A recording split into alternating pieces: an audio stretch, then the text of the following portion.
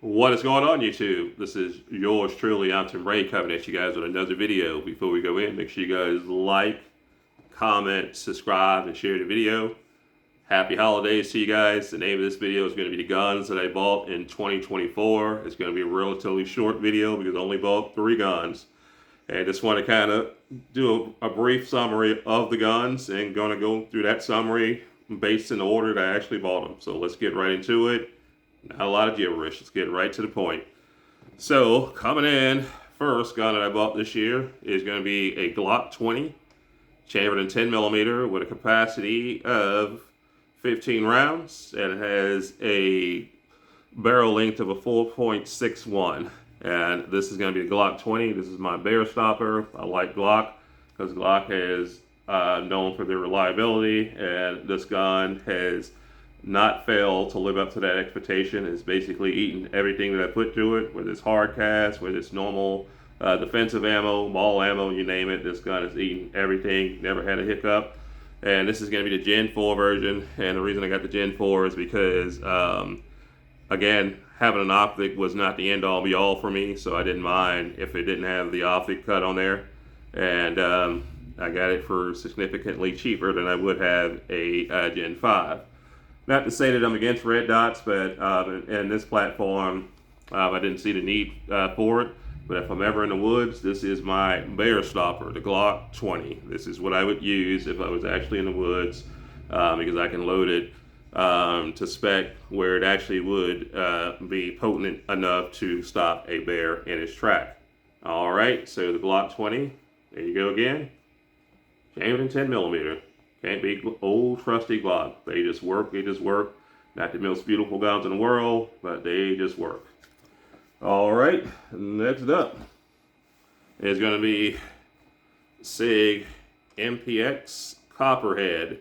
This is going to be chambered in 9mm. This is going to be Sig's what they call sub gun. And I forgot to mention, YouTube, we are in a safe and a controlled environment. Just FYI, all weapons have been safety checked. Anywho, this is a Sig Copperhead MPX, chambered in 9mm, sub gun, and this has a capacity of, 35 total. And I went ahead and threw the Sig Romeo on there, and we put this folding brace on there, not stock, but brace. Not an AFF item, this is a pistol, and this is very legal to have the brace on there, but it's a folding brace, and it makes it a very, very compact option, something that you can put in your truck. But it only has a 3.5-inch barrel, so it's not going to give you any kind of ballistic advantage over your standard pistol. But it will give you the capability of having 4 points of contact if need be, and you'll have some extra firepower. And it's just a neat little package. This gun is very heavy. It's very reliable, but it is very, very built. A lot of people complain that it's overbuilt because it's so heavy, and it's made out of nothing but that chunky steel. I love the way it feels. And you know you're dealing with quality. I'll probably add, I actually, ordered a mount for it, so I'm going to put a weapons light mount on here, and I'm going to actually put a weapons light on here. And I have that already ordered, so I'm going to add that onto it. But pretty much everything is in play here. This is a nice little package, something you can just dump into your backpack, and you'll be good. Some extra little firepower. The only thing one thing I do complain about is that they only give you 1 mag, and that's a 20-round mag. You have to go and buy the 35-round mag, because this is not a cheap gun. For the amount of money that you spend for it, you just should get more with it. But that's just how Sig does things. But yeah, this is a nice gun, a fun gun. Love to shoot it. No recoil whatsoever. And this is a PCC that I would strongly recommend. Definitely.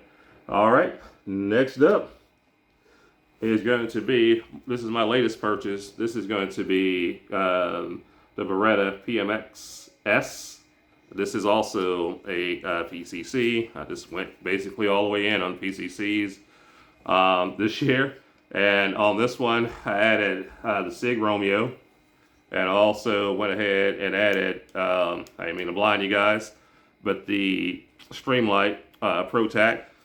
And then I also put the A3 tactical brace. This is my favorite brace of all braces when it comes to putting it on any of your sub guns. I love this brace right here. Very sturdy. I just like the way it looks. I don't know, it's just very neat to me. But this thing right here, so far, I've only shot 2 mags to it, so I don't want to give a educated opinion and say, oh, it's all that in a big bag of chips with the dip. But based on all of the reviews that I saw on this gun, it's highly reliable. The few mags that I did shoot to it, very comfortable, no recoil. I know it's direct blow back. It's fully ambidextrous. You can also change the charging handle as well too. You'll see a little spot right here where you can actually change the charging handle. But it's just a simple design based on the B&T P26. And the beautiful thing about it is that the magazines with this is interchangeable with B&T. So you can buy the KCI mags and you can also buy the B&T mags, and they are compatible with this. But I'll probably, you know me, I am a stock mag person to the bone bristle, especially when it comes to me depending on my life with it. I'm probably going to go with stock mags. So I'm probably going to order some more through Beretta, but I may order a few KCI mags just to see how they do at the range. But I still would always recommend you roll with stock mags when it comes to defending your life. But yeah, this is it. PMX Beretta. This is another pistol caliber sub gun. That's what you want to call it, carbine, whatever you want to call it. But this one right here has a barrel length of about 6.9, so it has a healthy barrel length, so it's going to give you more of a ballistic advantage over, let's say, the Copperhead. This one makes a little bit more sense as a serious weapon that you would want to use for defense. And again, it has a nice A3 tactical brace on there. And I went ahead and put the Streamlight Pro Tac on there, and I'm going to throw a light on the other one as well. But those are my 3 guns. Again, you have the Glock 20 chambered in 10mm Gen 4 bear stopper, and then again you have Sig MPX. This is my super small gun. It's a nice build, nice finish. Does everything that you need to do. Easy takedown, accessory rail, but not enough room to really put other stuff on it. What I want, but I'm going to make do because I have a special little thing I'm going to put on there. I'm going to make it work. But yeah, love this gun, and highly recommend it if you can afford it. It's not a cheap one. Definitely not a cheap one. All right, and last but not least, Beretta PMX. Love this gun. Very good shooter. Want yourself something that is a replica or a Tech 9 or P26?